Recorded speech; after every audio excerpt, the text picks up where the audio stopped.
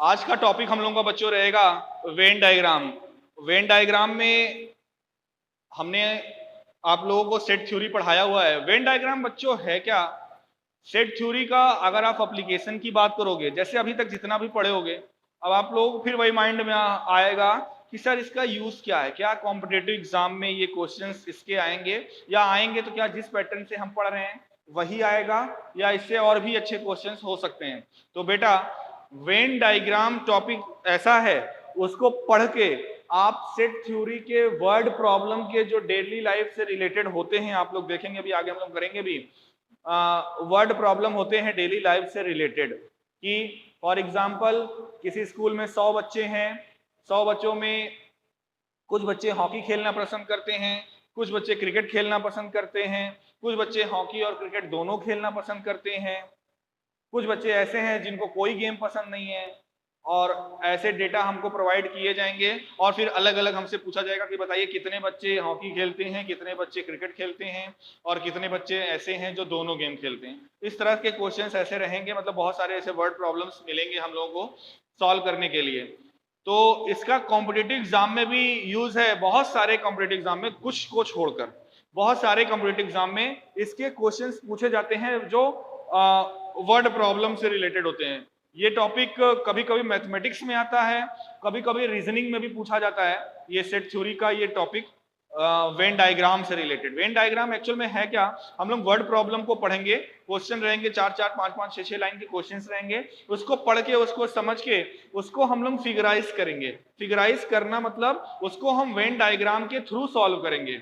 हाँ, वहां पे कोई फार्मूला नहीं होगा, वहां पे कोई बहुत बड़ा ट्रिक नहीं होगा, बस हम लोगों को समझ के केवल उसको फिगर में सॉल्व करके उसका आंसर ला देंगे। तो वेन डायग्राम का मतलब बस यही है कि सेट थ्योरी को, सेट थ्योरी में जो कलेक्शंस होते हैं, सेट थ्योरी में जो एलिमेंट्स होते हैं, उनको अब हम लोग फिगर पे रख के सॉल्व करेंगे। जैसे अभी तक हम लोग ए दिया हुआ है, बी दिया हुआ है, तो उसको करली ब्रैकेट में रखते थे, नंबर्स लिखते थे, फिर उनके अरेंजमेंट्स करते थे। अब हम लोग ये करली ब्रैकेट से हटकर अब आएंगे डायग्राम पे। तो उसमें कुछ बेसिक चीजें हैं, जैसे मैंने एक दिन, अगर आपको याद हो, शायद जो लोग क्लास किए होंगे, तो मैं बच्चों आप लोगों को सबसेट समझा रहा था।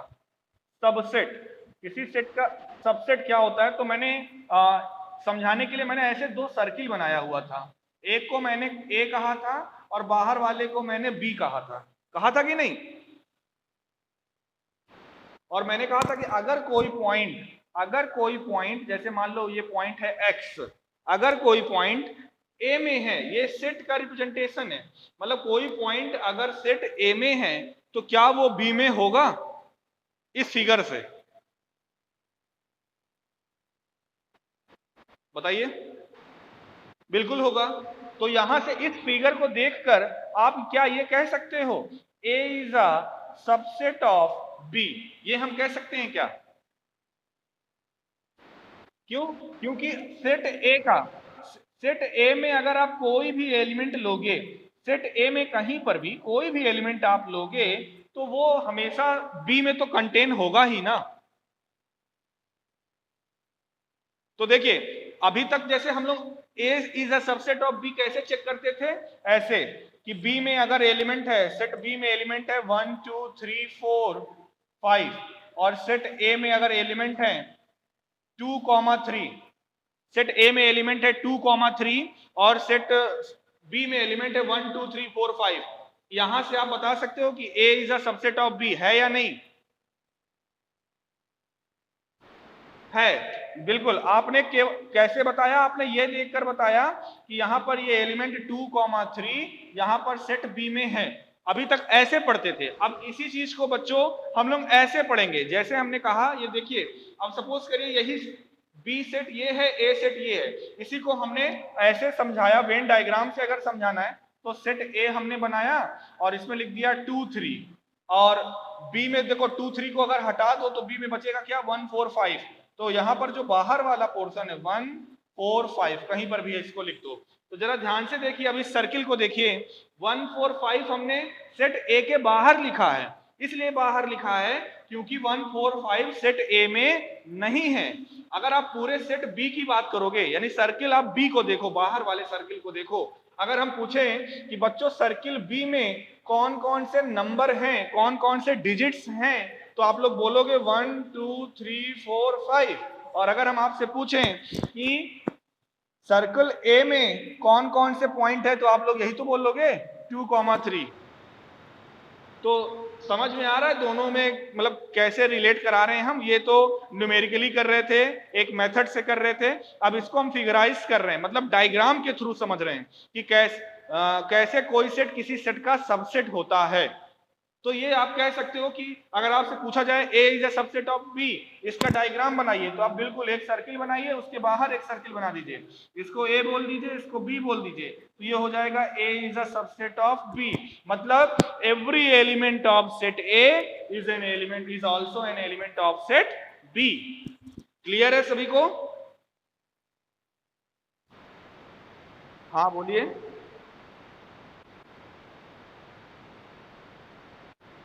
बता रहे हैं, वो भी रीजन बता रहे हैं।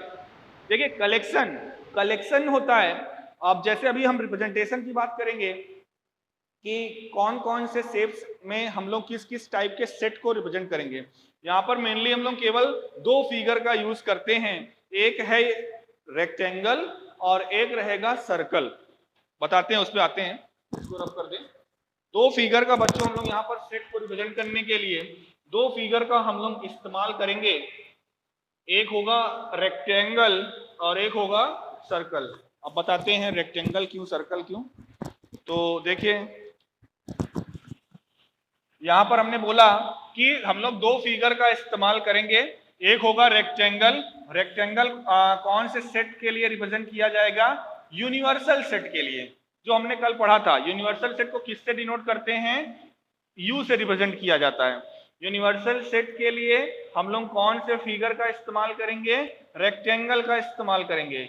ये हो जाएगा यू, यूनिवर्सल सेट। बहुत सारी बुकों में बहुत सारे लोग इसको, जैसे आईसीएससी बोर्ड क्या करता है बच्चों, इसको जाई नाम देता है, जाई, जाई सिंबल से डिनोट किया जाता है बहुत सारी बुकों में। तो कोई दिक्कत नहीं है, आप लोगों में यू, ज्यादातर यू ही दिया हुआ है, तो नाम ही है यूनिवर्सल सेट का, या तो यू से रिप्रेजेंट करो या तो जाई से। तो यूनिवर्सल सेट को हम लोग रेक्टेंगल से रिप्रेजेंट करेंगे। और किसी भी सेट को, अगर सेट को रिप्रेजेंट करना है तो सेट को रिप्रेजेंट करने के लिए हम लोग सर्कल का इस्तेमाल करेंगे, मतलब सर्कल फिगर का यूज करेंगे। अब जैसे ये क्वेश्चन उठता है कि सर सेट को रिप्रेजेंट करने के लिए सर्कल ही क्यों इस्तेमाल करें, कोई और फिगर क्यों नहीं? स्क्वायर यूज कर लीजिए, पैरेललोग्राम यूज कर लीजिए, ट्राइंगल यूज कर लीजिए। तो बच्चों सर्कल ही सबसे परफेक्ट सिचुएशन रहेगी सेट थ्योरी को समझने के लिए। क्यों? जब यहां पर हम काइंड्स ऑफ सेट या दो सेट के बीच में जब रिलेशन पाएंगे, जब दो सेट के बीच में रिलेशन ढूंढेंगे, जैसे कभी कभी कुछ ऐसा भी होगा कि दो सेट में कुछ पोर्शन कॉमन है, कुछ पोर्शन कॉमन नहीं है। कभी कभी ऐसा होगा कि दो सेट ऐसे होंगे जिसमें कुछ कॉमन नहीं है। तो जब दो सेट के कंपैरिजन की बात आती है, दो सेट के कंपैरिजन की बात आती है, तो वहां पे सबसे एक्यूरेट फिगर या सबसे सही फिगर किसको माना जाता है? सर्किल को कंपेयर करने के लिए। क्यों? क्योंकि सर्किल के कोई साइड नहीं होती, कोई एजेस नहीं होते। अभी यही चीज सपोज करो, अगर हम ट्राइंगल लेकर बताते हैं ना, तो आप लोग यही कहते हैं कि सर ये इक्विलेट, अब ट्राइंगल लेते हो तो उसमें कहते हैं सर एक्यूट होगा कि राइट एंगल होगा कि ऑब्ट्यूस होगा, या फिर आप लोग बोलते हैं सर इक्विलेटरल होगा कि स्केलन होगा कि आइसोसेलेस होगा।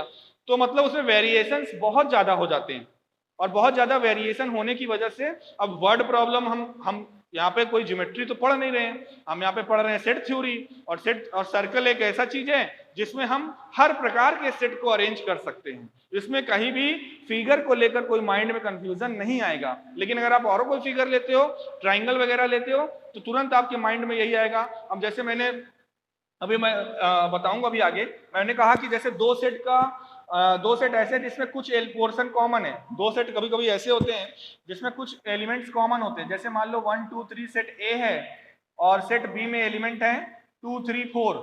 अब आप यहाँ पर देखिए 2 3 सेट ए में भी है, 2 3 सेट बी में भी है। तो ये जो कॉमन पोर्शन आप देख रहे हो जो दोनों में है, तो यहाँ पर हम लोग कौन सा एलिमेंट लिख लेंगे? 2 3। और ये ए में 1 एलिमेंट रहे, ये सेट ए है मान लो, ये बी है, तो यहाँ पर 1 लिखा जाएगा, यहाँ पे 4 लिखा जाएगा। बच्चों अब इसी चीज को अगर हमको मान लो सेट को थोड़ी देर के लिए मान लो ट्राइंगल से रिप्रेजेंट करते हैं, किससे? ट्राइंगल से। तो पहला क्वेश्चन आपके माइंड में यही होता कि सर किधर से इंटरसेक्शन करेंगे। अब हम अगर इधर से करें तो आपके माइंड में होगा सर इधर ही से क्यों करें, इधर से क्यों नहीं कर सकते, या फिर इधर से इंटरसेक्शन क्यों नहीं कर सकते। तो कहने का मतलब there is a lot of confusion if you are using another figure like triangle और पैरेललोग्राम और रॉम्बस। तो अगर आप कोई अदर फिगर इस्तेमाल करोगे तो कंफ्यूजन और भी ज्यादा हो जाएगा। तो हम कोई चीज बच्चों जब पढ़ते हैं तो टॉपिक को सिंपल करने के लिए पढ़ा जाता है, उसको और कॉम्प्लेक्स बनाने के लिए नहीं पढ़ा जाता है। तो धर्मवीर समझ में आया हम लोग सर्कल क्यों यूज करते हैं? यूनिवर्सल सेट को रिप्रेजेंट करने के लिए रेक्टेंगल का यूज करेंगे और सिंपली किसी सेट को रिप्रेजेंट करने के लिए हम लोग सर्कल का यूज करेंगे। ठीक है, अगर कोई कभी ऐसा है कि वहां पे सेट भी दिया है और उसका यूनिवर्सल सेट भी है तो हम लोग क्या करेंगे, यूनिवर्सल सेट को बाहर रखेंगे और उसके अंदर उनके जो, क्योंकि आपको मैंने बताया यूनिवर्सल सेट क्या होता है। यूनिवर्सल सेट सभी सबसेट्स का कलेक्शन होता है। यूनिवर्सल सेट एक ऐसा सेट होता है जिसमें सारे सबसेट आ जाते हैं उस सेट के। तो यूनिवर्सल सेट को हम लोग रेक्टेंगल से रिप्रेजेंट करेंगे और उससे रिलेटेड जितने भी सेट उस क्वेश्चन में दिए जाएंगे उनको हम रेक्टेंगल के अंदर सर्कल के फॉर्म में सेट को रिप्रेजेंट करेंगे।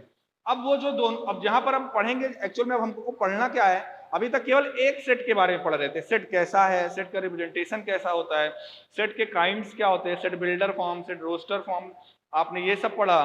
उसके बाद आपने ये भी पढ़ा कि फाइनाइट सेट क्या होता है, इनफाइनाइट सेट क्या होता है, सबसेट क्या होता है, पावर सेट क्या होता है, ये सब आपने पढ़ा। अभी जितनी भी चीजें बच्चों आपने लगभग पढ़ी हैं वो मैक्सिमम, सबसेट को अगर छोड़ दें, सबसेट में मान लो 2 सेट की जरूरत पड़ती है, नहीं तो आपने बेसिक इंफॉर्मेशन सेट के बारे में पढ़ी है और वो केवल एक ही सेट के लिए पढ़ी है। अब जो हम लोग जितनी भी चीजें यहाँ पर पढ़ेंगे, जितनी भी चीजें यहाँ पर पढ़ेंगे उसके लिए हम लोगों को कम से कम 2 से ज्यादा भी हो सकते हैं, लेकिन कम से कम 2 सेट की जरूरत जरूर पड़ेगी। तो आगे जितनी भी टॉपिक्स हम लोग पढ़ेंगे या जितनी भी थ्योरी लिखवाएंगे आपको या जितने भी क्वेश्चंस आपको मिलेंगे, जितने भी क्वेश्चंस आपको मिलेंगे वो सबके सब बच्चों, वो सबके सब कम से कम 2 सेट से तो जरूर होंगे। तो अब आइए आगे चलते हैं और हम चाहेंगे, अगर आप लोग लिख रहे हो तो ठीक है, नहीं तो हमारा अगला टॉपिक है union of two sets. Union of two set, Venn diagram किस लिए यूज होता है ये हमने आपको समझा दिया। अब आते हैं इसके पहले टॉपिक पे, 2 सेट का यूनियन। आज आपको हम केवल बताएंगे कि जो इसके डिफरेंट डिफरेंट टाइप्स होते हैं, 2 सेट के बीच में जो डिफरेंट डिफरेंट रिलेशन होते हैं उनको हम वेन डायग्राम से कैसे रिप्रेजेंट करते हैं और वो होता क्या है। उसमें सबसे पहला आता है, उसमें सबसे पहली चीज आती है बच्चों, उसमें सबसे पहली चीज आती है यूनियन ऑफ टू सेट्स।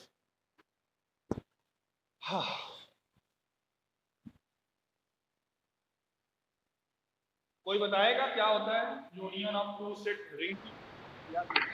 कौन है? हाँ बताओ, कोई ये बताओ। हाँ सर वो बताओ।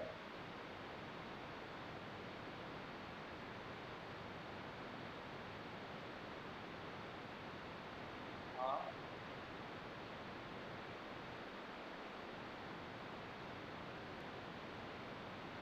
जो कॉमन एलिमेंट है उसको एक बार लिखेंगे, ठीक है। और कोई बताए?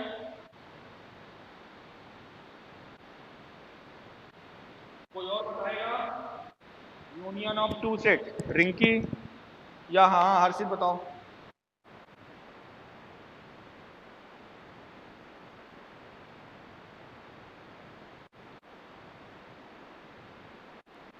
मतलब इसका मतलब क्या है?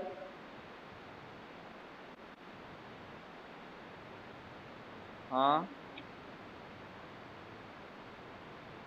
हाँ, अच्छा, 2 सेट को जोड़ना, बिल्कुल सही बोल रहे हो। और कोई?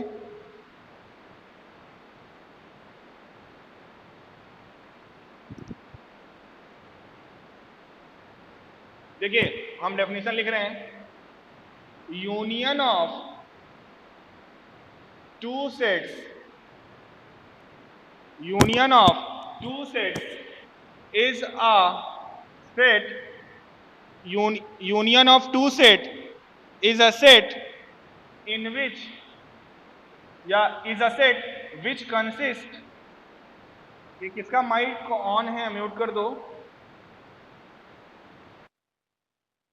which consists union of two sets is a set which consists either the elements of first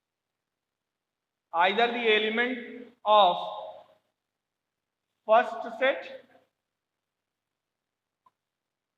or the elements of another set। क्या लिखा हमने बच्चों लिखा यूनियन ऑफ टू सेट, दो सेट का union of two set is a set which consist either the element of first set or the element of another set, यानी कि second set. That is, अब इसको मैथमेटिकल रिप्रेजेंटेशन में अगर बच्चों हम लोग लिखें तो लिखेंगे, और इसको रिप्रेजेंट करते हैं, पहले इसका रिप्रेजेंटेशन बता देते हैं। Is another set denoted by, जैसे अगर दो सेट हैं ए और बी, तो ए और बी के यूनियन को ऐसे डिनोट करते हैं, ए यूनियन बी। तो इसको मैथमेटिकली देख लीजिए, मैथमेटिकल डेफिनेशन में इसको कैसे लिखा जाता है, ए यूनियन बी, इसको हम सेट बिल्डर फॉर्म में इसकी डेफिनेशन को बता रहे हैं। A union B is a set in which x such that x is either the element of A or x belongs to B। x या तो A का मेंबर होगा या तो B का मेंबर होगा। बच्चों डेफिनेशन ये है, आप इसको ध्यान रखिए। A यूनियन B का मतलब क्या होता है, A यूनियन B में कैसे एलिमेंट आएंगे, A यूनियन B में बच्चों कैसे एलिमेंट आएंगे, ऐसे एलिमेंट आएंगे, ऐसे एक्स आएंगे जो या तो ए का मेंबर हो या तो बी का मेंबर हो। मतलब सेट ए यूनियन बी में वही एलिमेंट रखे जाएंगे जो या तो ए में बिलोंग कर रहे हो या तो सेट बी में बिलोंग कर रहे हो। फॉर एग्जाम्पल जरा देख लीजिए, अगर हम लेते हैं सेट ए को, मान लीजिए हमने लिया सेट ए में, ये एग्जाम्पल है, सेट ए में हमने एलिमेंट लिया 2 3 4 5 और सेट बी में हमने लिया 1 6 8 4 7। ठीक है, सेट ए में एलिमेंट है 2 3 4 5, सेट बी में एलिमेंट है 1 6 8 4 7। तो आपसे पूछा जाए कि ए यूनियन बी में कौन कौन से एलिमेंट्स आएंगे, बताइए जरा, कोई भी एक लोग बोलो।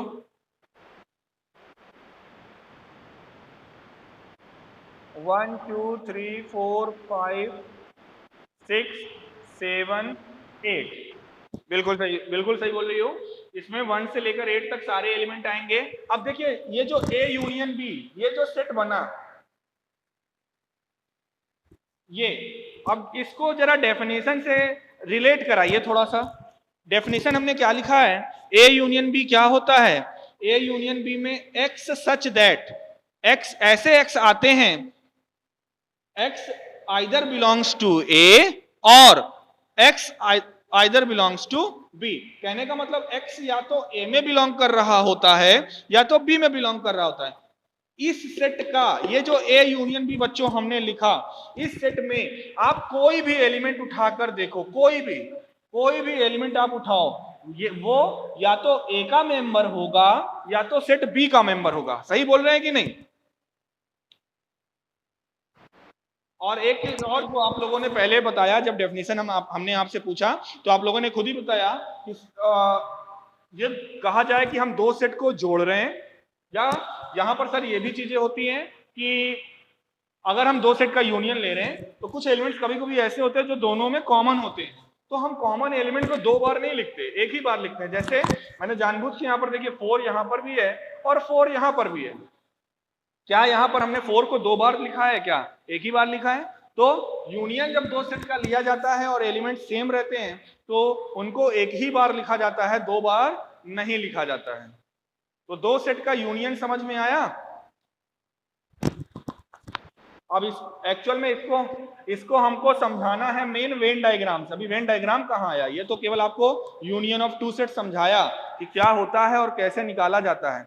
अगर दो सेट के यूनियन को वेन डायग्राम से रिप्रेजेंट करना हो, सपोज करो, मान लीजिए बच्चों ये कोई यूनिवर्सल सेट है, जरूरी नहीं यूनिवर्सल सेट गिवन ही हो, नहीं गिवन होगा तो रेक्टेंगल मत बनाइएगा, गिवन होगा तो रेक्टेंगल बना दीजिएगा। इसका हम वेन डायग्राम बना रहे हैं, इसका वेन डायग्राम बना रहे हैं ए यूनियन बी का। तो देखिए एक सेट ए है, एक सेट बी है। अब डिपेंड करता है बच्चों, डिपेंड करता है ये जो दो सर्किल आप बनाते हो दो सेट के लिए, अब इसके बनाने के तीन तरीके हो सकते हैं। क्या ये दो सर्किल या तो दोनों एकदम अलग अलग आप बना दो, मतलब रेक्टेंगल के अंदर ही रहे लेकिन अलग अलग रहे, या आप दो सर्किल बनाओ और दोनों सर्किल एक के अंदर एक रहे ऐसे।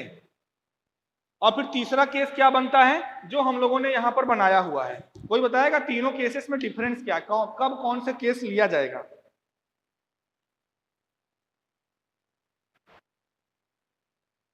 क्यों, कोई बताएगा? रिंकी, हाँ यहां पर तो थर्ड वाला लेंगे हम, ये पूछ रहे हैं। अब कोई पूछ सकता है कि सर आपने दो सर्किल ऐसे ही क्यों बनाया, इंटरसेक्टिंग सर्किल ही क्यों बनाया, आपने डिसजॉइंट दोनों सर्किल को क्यों नहीं बनाया आपने? हाँ बताओ, फिर से बोलो। हाँ जी,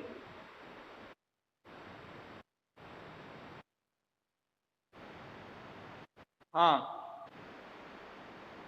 हाँ विवेक बोलो। बिल्कुल सही बात है।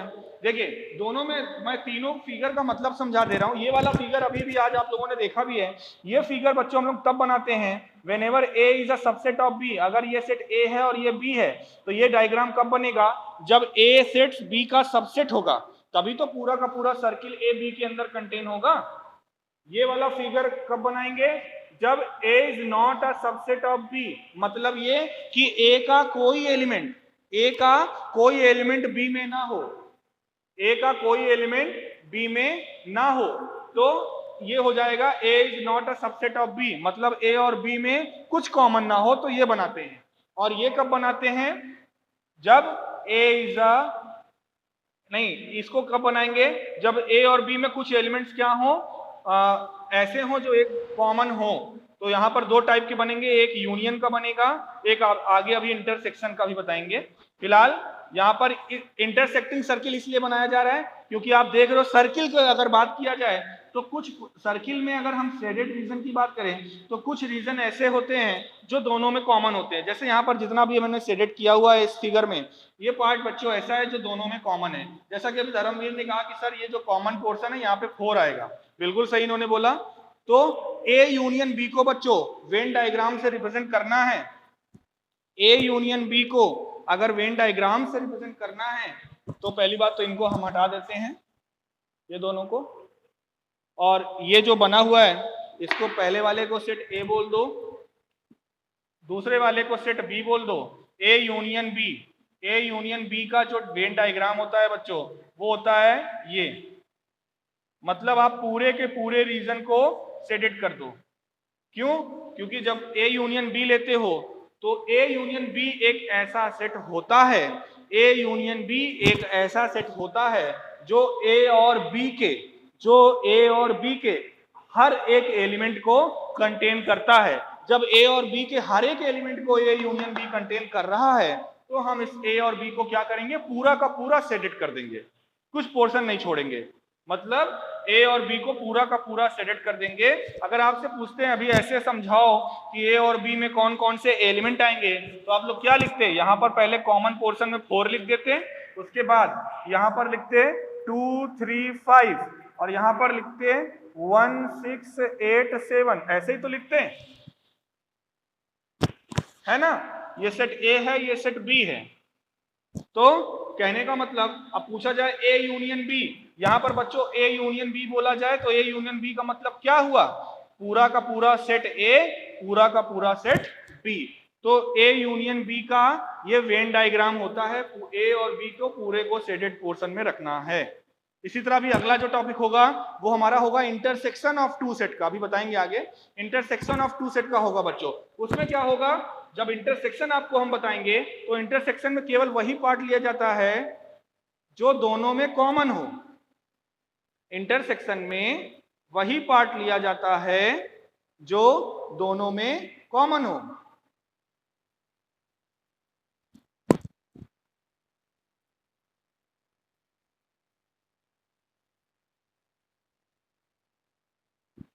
देखिए इसको रफ कर दें, क्यों, कोई दिक्कत?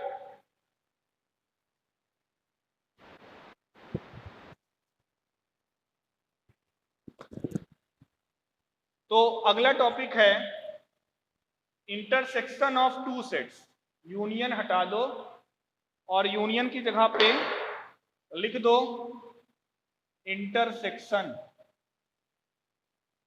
और इंटरसेक्शन ऑफ टू सेट की हम मैथमेटिकल डेफिनेशन लिखें तो अभी जैसे यूनियन की लिखे थे, यूनियन की रिकॉल करा रहे हैं, फिर इंटरसेक्शन की लिखते हैं। ए यूनियन बी की डेफिनेशन क्या लिखे थे, एक्स सच दैट एक्स या तो ए में बिलोंग करेगा और एक्स या तो बी में बिलोंग करेगा। मतलब एक्स या तो ए का मेंबर होगा या तो बी का मेंबर होगा। इसी तरह अगर इंटरसेक्शन की बात करें, इंटरसेक्शन का ये सिंबल होता है, आप उल्टा यू कह सकते हो, ए इंटरसेक्शन बी। ये क्या होता है, एक्स सच दैट, क्या होता है, x such that x belongs to A and x belongs to B. ये देखिए इन दोनों में यही अंतर होता है बस, यहाँ पे और लगा होता है, यहाँ पे एंड लिखा होता है। कहने का मतलब बच्चों ये है, जब आप इंटरसेक्शन की बात करते हो, जब आप इंटरसेक्शन की बात करते हो तो x जो एलिमेंट है वो a में भी होना चाहिए और x जो एलिमेंट है वो b में भी होना चाहिए, a और b दोनों में होना चाहिए। तभी हम कहेंगे कि ये एलिमेंट उसके इंटरसेक्शन में बिलोंग कर रहा है। फॉर एग्जाम्पल अगर सेट A में है 2 3 4 और सेट B में है 3 4 6, तो अगर पूछा जाए इसमें बच्चों A इंटरसेक्शन B जो सेट होगा वो क्या होगा, बताइए जरा। 3,4, बिल्कुल सही बोला, क्योंकि 3 4 इसमें भी है, बिल्कुल बिल्कुल 3 इसमें भी है 4 इसमें भी है, तो 3,4 ए इंटरसेक्शन बी में होगा। अब इसी चीज को अगर वेन डायग्राम में लिखना होगा, अगर हम वेन डायग्राम में लिखेंगे तो कैसे लिखेंगे, ऐसे फिगर बनाएंगे, इंटरसेक्शन पोर्शन में 3,4 लिखेंगे, यहाँ पे 2 रहेगा, यहाँ पे 6 रहेगा। ये हमारा सेट ए हो गया, ये बी हो गया। तो जो हमने डेफिनेशन बच्चों बताई, जो हमने डेफिनेशन बताई उसके लिए अगर आपको वेन डायग्राम बनाना होगा तो ये यूनिवर्सल सेट हो जाएगा, ये सेट ए हो गया, ये सेट बी हो गया। और आपको बच्चों मान लीजिए क्या दिखाना है, A intersection B, A intersection B, तो आप लोग केवल इसको दिखाओगे, ये जो बीच का पोर्शन है ए इंटरसेक्शन बी, यानी आप कितने पोर्शन को शेडेड करोगे, केवल बीच वाले पोर्शन को। ये जितना पोर्शन शेडेड है ये क्या है, यही तो ए इंटरसेक्शन बी है। ए इंटरसेक्शन बी का मतलब जो दोनों में कॉमन हो।